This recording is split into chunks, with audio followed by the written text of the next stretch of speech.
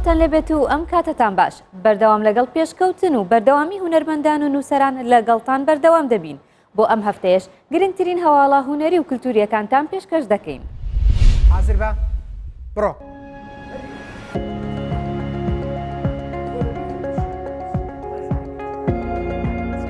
پیاوێکی مردوو دێتە سەر تەختەی شانۆ و گرفتەکانی ژیانی لەسەر شانۆ نمایش دەکرێت. زۆرجار دوای کۆچی دوای ئازیزانمان وا هەست دەکەین لەگەڵماندا دەژی و بەردەوام لە ماڵەکەدا دەمێنێتەوە.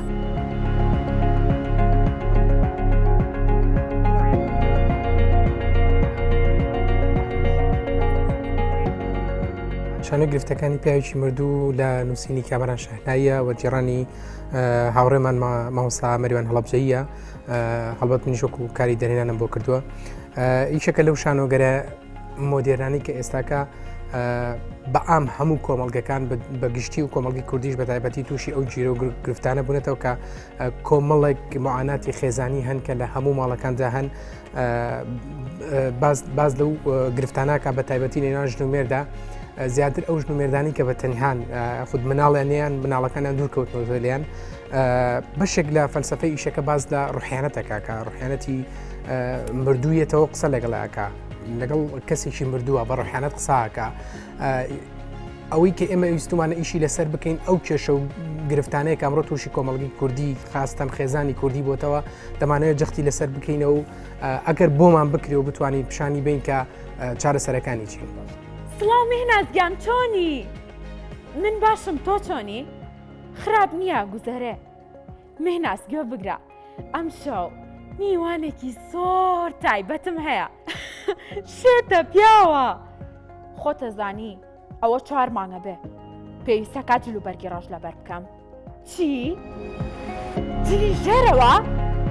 مهناز من ناتوانم شتیوانە بێ بەڕاستی ناتوانم ئەو جۆرە جلانە لەبەر بکەم. من وەکو ئافرەتێک کە مێردەکەی لەدەستیاوە بەڵام تووشی واهیمەیەک بۆ لەگەڵ خۆیان و لە ناو مێشکی خۆیان کە هەستەکات مێردەکەی بەردەوام بوونی هەیە لە ناو ژیانیان لە ناو ماڵەکە هەر شتێکەکات هەست بە بوونی ئەم پیاواکە بەڵام بوونی کارکتەرێکی تر کە ئەگەڕێتەوە بۆ ناو ئیشەکە کارکتەری مەسعودا کە پێشتر لەگەڵ هاوسەرەکە بەیەکەوە بوون و خۆشەویستی بۆم ئافرەتە هەبووە بەڵام ئەو مێردەی بردوێت ینی زاواجیان کردووە و بەیەکەوە ژیاون ئەگەڕێتەوانێ و ئەوێت بچێتەوە ناو ژیانی ئەم ئافرەتە سەردانی ئەکات ئەچێت بۆ لای ئێوێ بەدەستی بێنێت بەڵام لەگەڵ بوونی ئەوەشە هێشتا ئەم ئافرەتە هەر لەوە هیمایە یعنی هەست هەر بەبوونی ئەم مێردەی ئەکا لە ناو ماڵەکەیە.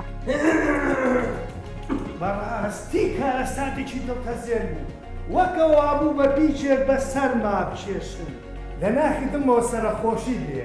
زۆر سوپاسدانەکەم بەڕاستی سوپاس دەکەم. کات مەسعود دەست بۆ ئاڕەش بووە؟ ببوورە خانم ئەسڵەن هەر ئاگام لێنە. ڕووداوێ شتێک ڕوویاوە؟ نا ئەوە کە لەڕێ هاتم ساری یەکێک لە هاوڕێکانم تێکچوو بوو منیش ئەوە نیە هاوکاریم کەوا بێتە شۆر لێرەوە فەرموون. خۆم شوێنەکەی پێزانم. جەمشید دەسەری و گوڵم کە ئەها چەند جوانە. جەمشید گیان دەسەری کە ئەها چەند جوانە.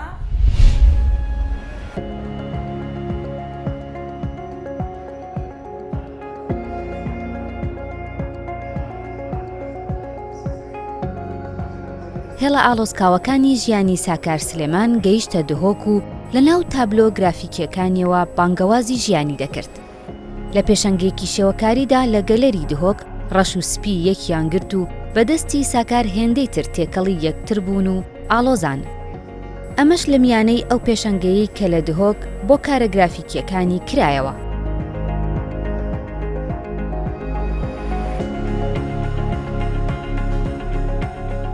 بەلکوە گەلێک جارە هونەرمەندش سلێمانی و ئەربیلێ هەستا دووکێت بکەن تشتێکی خوشە بۆ من ڕێڤەبەری هونەری گرافیکن دووکێ و فێری گرافیکێکن هەکەر ئەو نەهات بۆن ئەف کچە شاکار ئەو هونەرمەندە نەهات بۆ دووکێ احتیمالا پێشەنگا ئەڤوکە لەوێرە نەبی ژبەرچی چکو بەس کوردستانی لە عراقێ ئەمە بەس گرافیک ڕاستی شێوەکی وەکو وەرشەکی مازن وەکو معاملەکە مازن بەس دووکێ هەیە نوکە و جاخو ئەوژی من ینی هەر ستودیۆمە ببینایە شوڵان دەبینایە وێرە گرافیک هنر رسمه ودوباره كنا رسميه يعني كولانا وشاب كرنا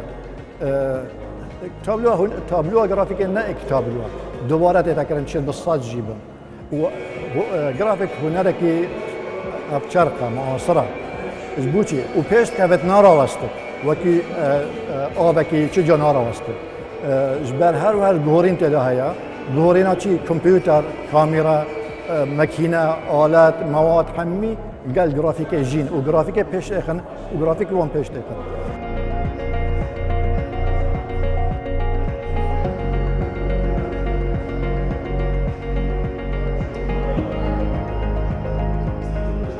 لە شاری جۆهۆک مامۆسای و هونەرمەندێکی زۆر گەورەی لێ ئەویش هونەرمەند عونی سامیە کە مامۆسایی زۆر باشی ئاسبەرزی بواری گرافیکە پێش 2 مانگ من هاتم بۆ شاری جۆهۆک بۆ لای ستۆدیۆکەی بەڕێز هونەرمەند عونی سامی ئەم تەکنیکەی فێرکردم دوای ئەوەی کە گەڕامەوە بۆ سلێمانی ئەم ئیشانەم کرد و هێنام حەزەکەم بۆ شاری جۆهۆک ئیشەکان لە 36 ئیش پێک هاتووە لە قیاسی 6 سانتیم لە بینی 6 سانتیم بۆ 20 سانتیمە هونەری گرافیک هونەرێکی عەرقێکی زۆر دوور و درێژی هەیە مێژوویەکی زۆر دوور و درێژی هەیە بەتایبەت لە وڵاتی سینە وەکو بواری خۆشم زۆری ئیشەکانم هەڕەش و سپێ بەڵام کەمترین فرسەتم هەبووە کە چاپی بکەم ئیشی گرافیک جیاوازەکەی لەگەڵ ئیشی ترە زیاتر لە چاپکردنەکەی هەیە بێجگەلەوەی کە ئیشێکە تەرکیز لەسەر تەکنیکی زیاترە هەتا مۆزوع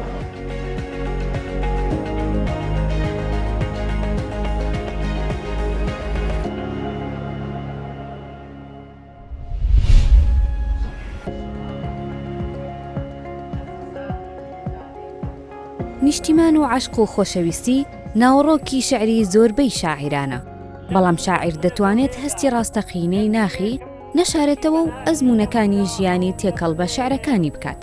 شاعر عومەر عەبدولکەریم یەکێکە لەو شاعیرانە و دوایین بەرهەمی کتێبی شعری بە ناوی کەسان لە شاری هەڵەبجا بڵاو کردەوە. بە خوێندنەوەی شعرەکانیشی ئێوارەکەی شاعیرانەتر کرد.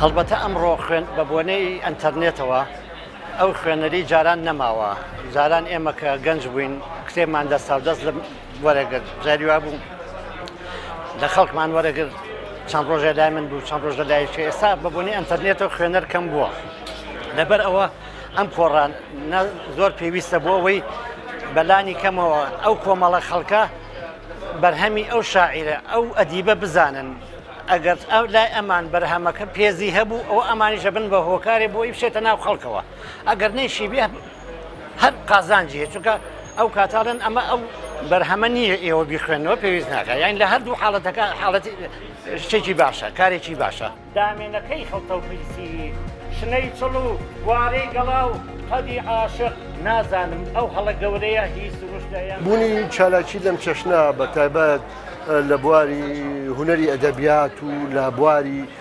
لێکۆڵینەوە خۆی لە خۆیدا گرنگجیدانێکی باشە بە بەرەو پێشچوونی بزوتنەوەی فەرهەنگی لە هەڵەبجا هەرچەنە ئێمە هەمیشە گەڕێنەوە بۆ تاریخێک کە مای شانازیمانە من زۆر جار دەمەوێت باس لەوە بکەم ئەو تاریخە بۆی ئێمە بەردێکی بناغی زۆر باش بوو و تەمەناکەم بۆ هەداهاتوو چۆن شانازیەکەین بەڕابردوومانەوە شانازیش بکەین بە مێژوویەک کە لە ئایندا ئێمە دەینووسینەوە مێژوویەک کە ئێستا دەنووسێتەوە.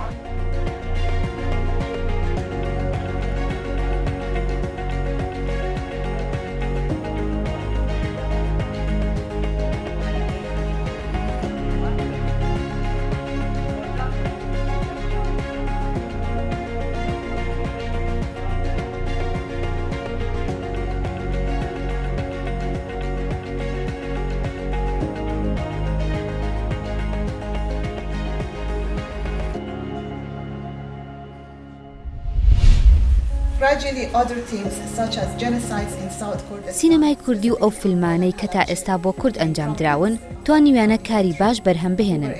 کارەکانی عەباسی کیارۆستەمی و یەڵماز گۆنای نمونەیەکن لەوانە. هەر بۆیە سینەمای کوردی دەبێتە تێزی دکتۆرای موشگان ئێعتیماد لە لەندەن. من بەراوردێکم دروست کرد لە نێوان فیلمی کوردی ڕۆژهەڵاتی کوردستان و باکووری کوردستان.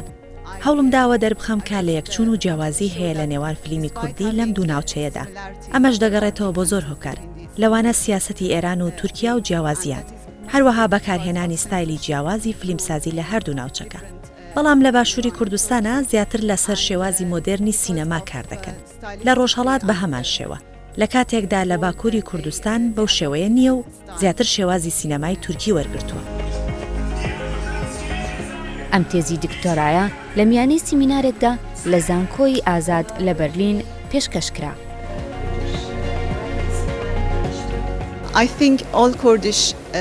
پێم وایە هەموو فیلمە کوردیەکان سیاسەتی تێدایە، هەروەها فۆکسی سەرەکی دەرهێنەرە کوردەکان لەسەر بابەتی کورد بوونە. ئەمەش مافێکی ڕەوای کووردە و تا ئێستا بێبەش بوونە لێ، ئەویش یەکگرتنی پارچەکانی کوردستانە.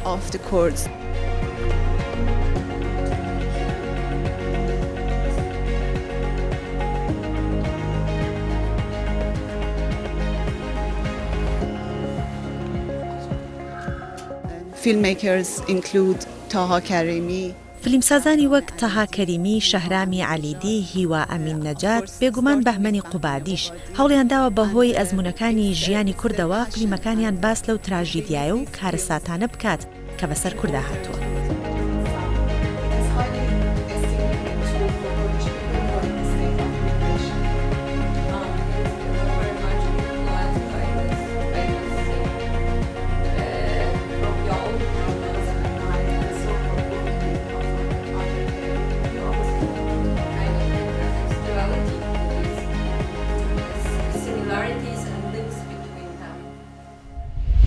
خۆشەویستی زمانی کوردی هەندێک جار دەبێتە پاڵنەرێک بۆ کردنەوەی دەرگای هونەر. سەمیر یوسف کوردێکی کریستیانی کلدانە، بە زمانی کوردی و کلدانی گۆرانی دەڵێت و بەرهەمی تۆمارکراوی هەیە. ئەو دەڵێت خۆشەویستیم بۆ زمانی دایکم و فۆلکلۆری کوردی وای لێ کردوم بە کوردی گۆرانی بڵێم.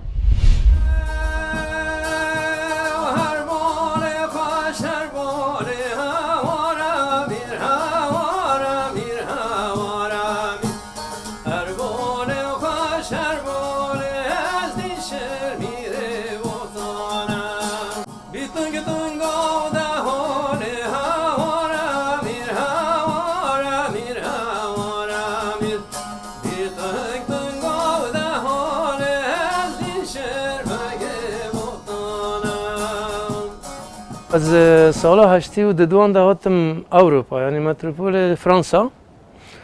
ملوه ده هر هنری دوام کرد و پشتی هنگ دوری 85 دم بخوا گروپ شکر، یعنی گروپ امبیشن موزیکی.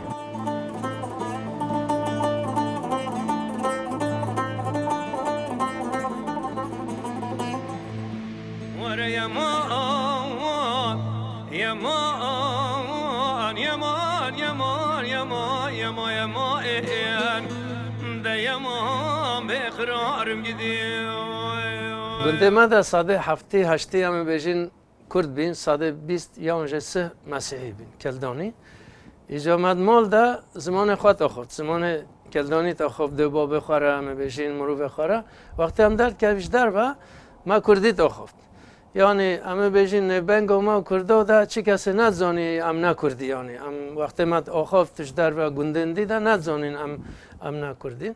چونگو هر ملت کی رنگ خواب همه بیشی جل خواب کلتور خواب ازمان خواب تازه.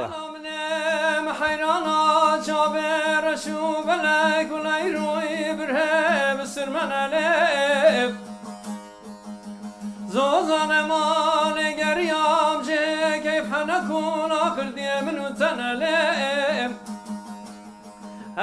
من یا یکمین کلدانی یک خب نیستن چکر، خب نیستن نووی سرسال آمه یا کلدانی های. یاد دویجیگ من نووی پرما چکر، پرما یعنی قتل عام، هم بیشی فرمانا کلدانی چکر. یا سیه ما چکر، نووی یوم سهدت آتورای، یعنی روزا شهیدن آسوری کلدانی ما چکر.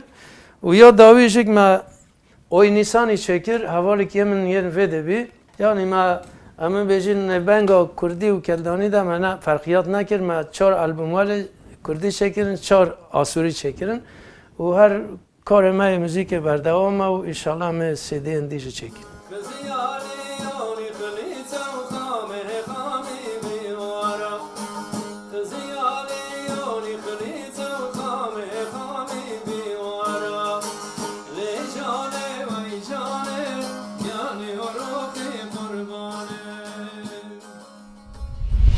ئەو شارەی لانکەی نووسەران و ڕۆشنبیران بووە، مەولەوی و ئەحمەد موختار جاف و عادیلە خانم و کوردە نەقشبەندی تیا پەروەردە بووە هەڵەبجەی خۆشەویست.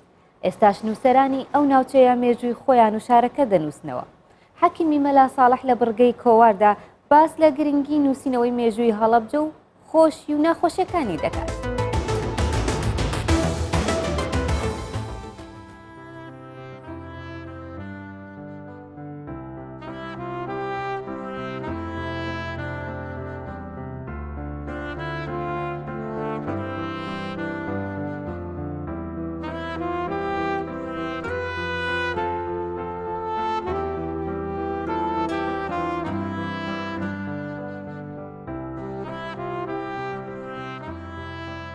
لە ساڵی 1968 کە مێرمنداڵ بووم چینی کەتی قوتابیانی کوردستانەوە ئەو دەم کادیرەکانی سرەوەمان مامۆستایەکی گەورە بوون بۆ ئێمە هانیانەدان کە گۆبار و ڕۆژنامە بخوێنینەوە کە شعر بخوێنینەوە کە گوێ لە ڕادیۆ بگرین تا ئەوەندەی لە ساڵی دواییە تەلەڤیزیۆن هاتە هەڵەبجە ئاگایمان لە هەواڵەکان و لە بەرنامەکان و فلیمەکانی تەلەڤیزیۆن بێ.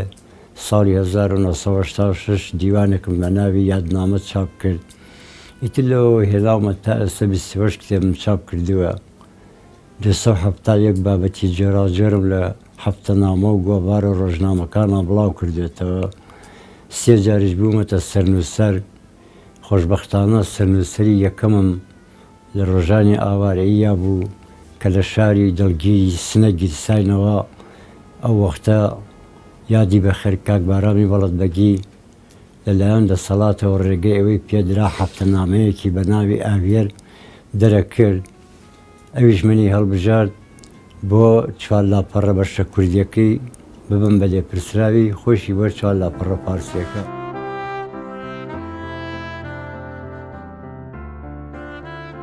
پلەی یەکەم حەزم لە ڕەخنە و لێکۆڵینەوەی ئەدەبیە، بەڵام مێژوو کاتی خۆی ئەم خوێندەوە حەزم لێی بوو. خۆشبەختانە تا ئێستا 4 بەرگ مێژووی هەڵەبجەم چاپ کردووە. ئێستا خەریکی گەڵاڵەکردنی بەرگی پێنجەمەوە 2 بەرگێتی دامناوە بۆ چیرۆک لە هەڵەبجە لەگەڵ بابەتی ڕۆژنامەگەریە. ئەمەیان مێژوویەکی گشتیە، ئەمەیان تایبەتە بە شاعران لە باوەناوەسی سەرگەتیوە 500 لەمە و پێش تا کیمیا بارانەکە. ئەمەشیان میتۆلۆژیا و کەلتور و ئاداب و ڕسومی خەڵکە، ئەمەشیان شانە و مۆسیقایە.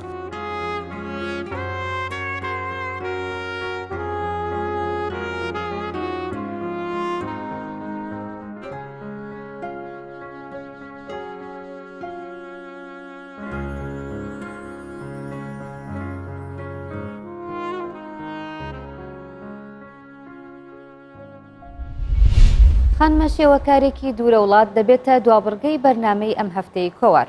هونەرمەندان هەرچەندە دوور بن لە نیشتیمان دەتوانن ئازارەکانی خۆیان لە ڕێگەی کارە هونەریەکانیانەوە پیشان بدەن.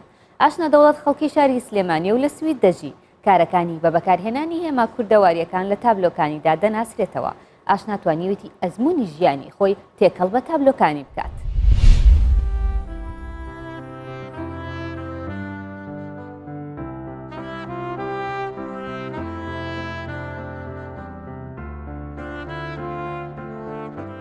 من ناوم ئاشنا دەوڵەتە لە کوردستانی باشوورەوە لە شاری سلێمانیەوانێ هاتوومەتە سوید لە ساڵی 1994ەوە. لە 94وانێ من لە وڵاتی سوید دەژیم. خۆم دەرچووی پەیمانگای هونەرە جوانەکانم لە سلێمانی ساڵی 1989 تەواوم کردووە. دواتر ماوەی 4 ساڵێک مامۆستای هونەر بووم لە سلێمانی. دوایش کە وڵات کوردستانم بەجێهێش هاتمە سوید لە سویت دیسانەوانەیە لەگەڵ هوەر و لەگەڵ قوتابخانەیە لەگەڵ منداڵانە کارم کرد بۆ ماوەی 16 ساڵێک.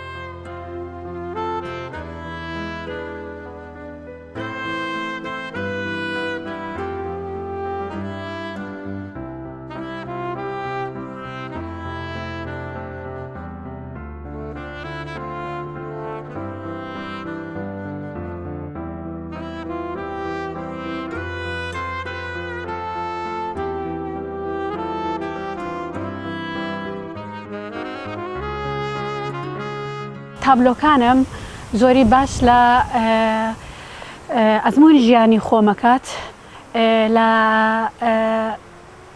زۆرترینی کاریگەری بەجێهێشتنی وڵات و زۆر هەوڵ دەدەم کە لە ناو تابلۆکانمە نەخشی کوردی ئەگەر شتێکی کەمیش بێ بەکاری بهێنم بۆ ئەوەی کە بتوانم خۆم دەستنیشان بکەم لە ناو کۆمەڵێک هونەرمەندان و لە ناو کۆمەڵێک تابلۆە ئەگەر بێگانە بن هونەرمەندەکان.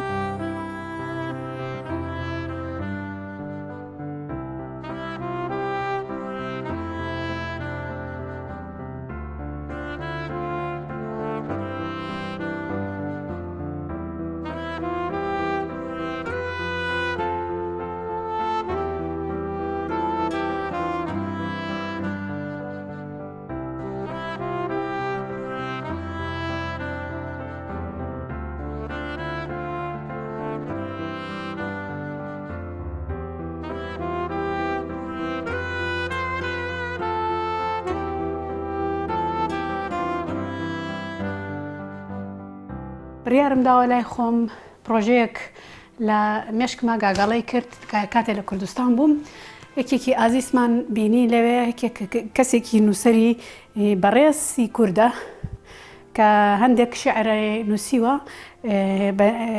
ئەو کەسە ناوی بەڕێز محەممەد جەزا عەبدوڵڵایە هەندێک شعر و هەندێک پەندی پێشینانی کردوت ناو ئەم کتێبەدا ئەم کتێبەم کردوتە یەکێک لە بناغی تابلۆکانم بۆ پێشانگایەک خۆم بۆی ئامادە دەکەم و دەمەوێت ناوڕۆکی ئەم کتێبە بیان کەم بە تابلۆ.